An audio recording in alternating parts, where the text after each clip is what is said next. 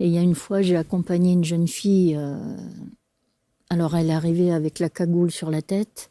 Enfin, la cagoule, pardon, la capuche sur la tête. Puis vraiment une fille très fermée. Et quand je suis allée la chercher dans la salle d'attente, je voyais bien qu'elle était agitée, qu'elle avait peur et tout. C'était pas possible de rentrer en communication avec elle. Donc, je l'installe sur le fauteuil.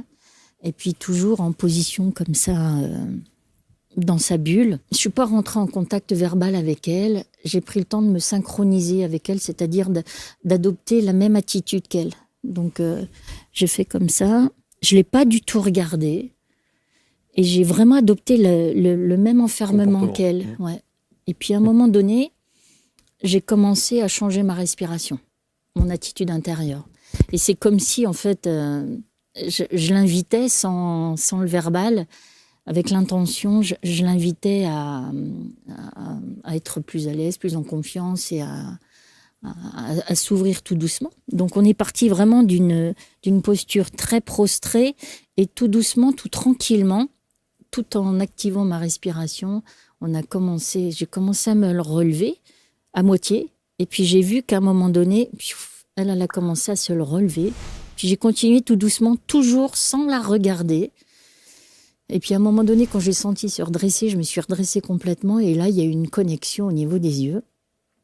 Et là, je me suis dit, c'est bon, c'est gagné, on va pouvoir travailler son trauma. Et quand je lui ai dit, mais en quoi je peux vous accompagner ? Elle m'a juste répondu, je ne peux pas vous le dire, c'est trop difficile. Donc du coup, je me suis dit, il y a un gros trauma qui traîne, qui est présent. Et donc j'ai utilisé la méthode SEMA, sans avoir aucune information. Donc je suis allée chercher tout ce qu'on peut s'imaginer comme déclencheur visuel, auditif, kinesthésique, olfactif, gustatif, les émotions.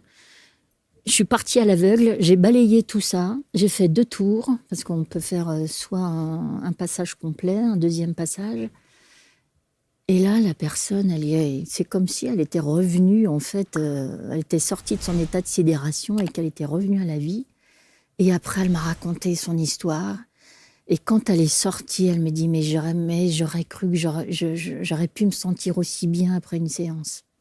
Et vraiment, ça a été une séance pleine d'émotions parce que je me suis dit, on est parti d'un état de sidération, une personne complètement coupée. Prostrée. Ouais, et qui est revenue à la vie. Et ça, c'était juste magique.